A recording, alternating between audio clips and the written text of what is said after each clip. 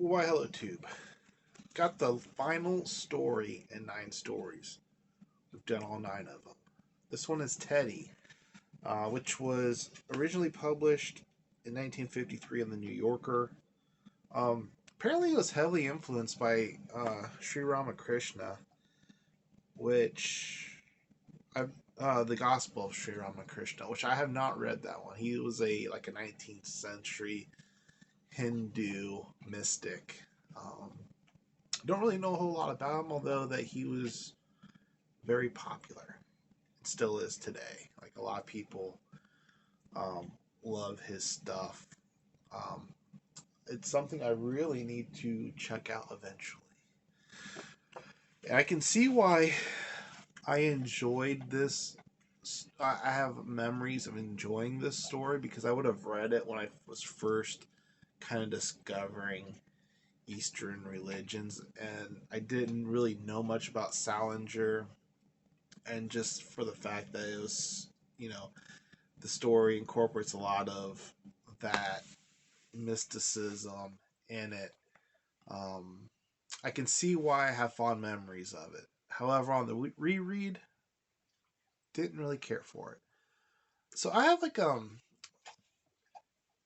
kind of a love hate relationship with Salinger after rereading this. I can kind of dig what he's trying to, if this I don't know if this is going to make any sense. I can kind of dig what he's trying to do, what he's trying to say. Um, for the most part, I mean, there was a couple just plain duds in here. One in particular kind of ticked me off.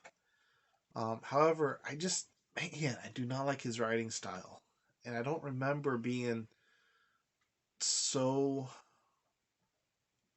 Um, I don't remember not liking it so much. Um, it's just it's kind of I'm trying to think of how to explain it. Um, it's a lot of really bad dialogue, and it's just it wears. No, I'm speaking for me. It wears me down. Let's just put it that way. And this one's a story about a 10-year-old boy, Teddy, who um, kind of has a gift. He's kind of a child prodigy mystic sort of a thing. And I don't even know how much of the story I really want to go into. He has a premonition. Like his parents are kind of distant, you could say. Like they don't see they don't see the gifts that their son have. And I said that really badly. Boy, I am tired. I know that's my excuse for all my videos, but but this is gonna be painful. Uh, so they basically shoot him away to go get his sister. They're on a cruise ship. I should probably put that out there. At least that's what I gather. They're on a ship. I assume it's a cruise ship, and they send him away to get his sister Booper, which he really likes these kooky names, doesn't he? And when he's leaving, he has a premonition that his parents will never see him again, and he basically has to go get his sister because she has swimming lessons, and um, so he goes up to the poop deck and runs into someone who recognizes him or something, and there's a whole thing there that I really don't feel like getting into. And then he decides to go find his sister to tell her about the swimming lessons. He goes to the swimming pool. He hears a child scream, and then the story ends. So again, we have kind of a a kind. I mean, it didn't tick me off as much as the what was the story that was even called? Pretty Mouth and My Green Eyes. Like that abrupt ending where you know something happens, but you don't know what, and you're just kind of left to assume that it was a bad thing. You're kind of left to assume that maybe him and his sister are killed or part of a tragic accident or something. And the fact that it happens to kids that are around, you know, I have an 8-year-old and a 6-year-old, and any parent out there, you know, it doesn't matter when you're like a teenager, like stuff like that doesn't really bother. As soon as you have kids, like anytime there's a story or a movie or anything like that where tragedy involves kids, um,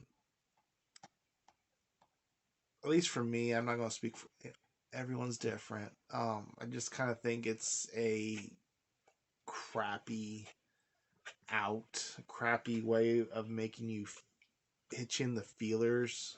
Um, it just, I don't like it. I mean, I'm all for like horrible things happening to adults, I guess, but um, I don't like it when you're left to assume um that there was some sort of trauma when it uh involving a kid.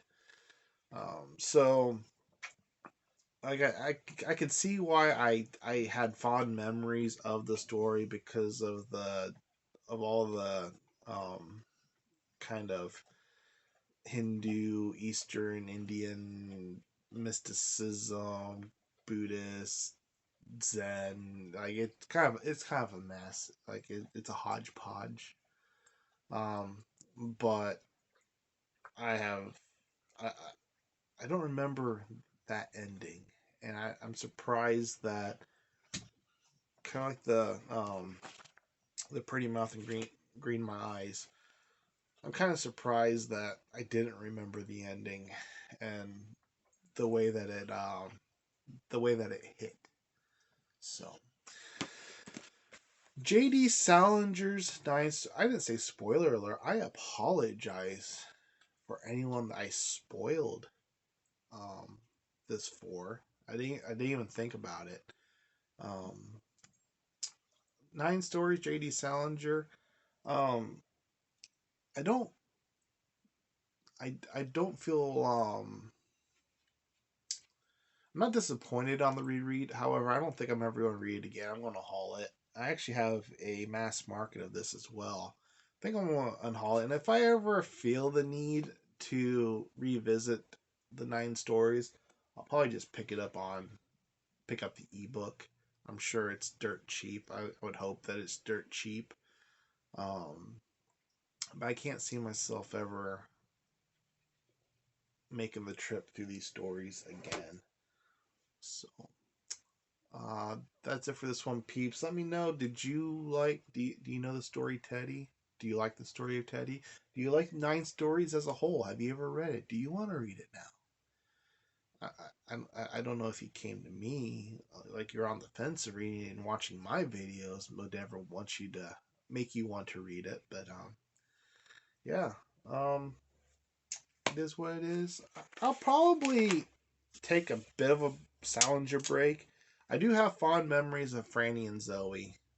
The Zoe part more than Franny. It's like a Franny's one story and Zoe's the other story, but they're like combined into one little mass market. And I have another one of his that's the same way. It's like 2 stories combined. I'll um probably read those and do videos on probably sometime this year.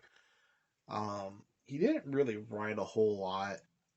And then, but the thing, like, if I do that, then I kind of feel like I need to do Catcher in the Rye, just to be a completionist, on the channel, I guess. I don't really want to reread Catcher in the Rye, but you never know. Maybe if I can find a cheap dollar copy, or if it's really cheap on ebook, maybe I'll pick it up and do it. It's a real short story. It doesn't take any time to read. It's not a hard story at all. I just really didn't like what's the kid's name? Caulfield.